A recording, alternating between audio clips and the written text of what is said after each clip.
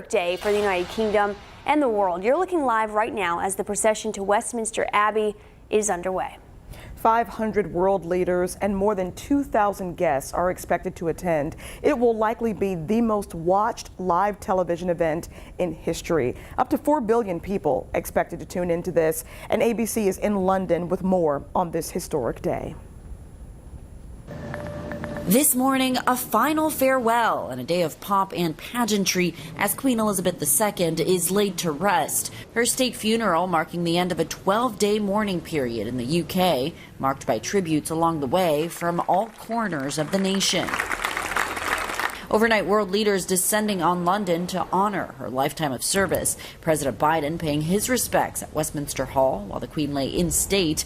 First Lady Dr. Jill Biden at his side. As I've told the King, she's going to be with him every step of the way, every minute, every moment.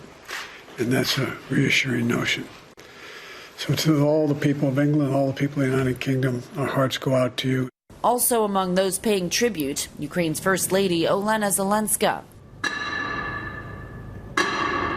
In a touching scene, Queen Elizabeth's 8 grandchildren holding vigil as the crowds passed. And I wasn't expecting to feel much emotion at all, but as I looked up, I felt myself welling up a bit. So yeah, it was quite moving. As the queue winds down, roughly 1 million people expected to fill the streets of London to catch a glimpse of the Queen's funeral procession. Some camping out for days, including American Trina Yunker. I'm a huge history buff. The traditions have been in place in this country for hundreds and hundreds of years before our U.S. was created.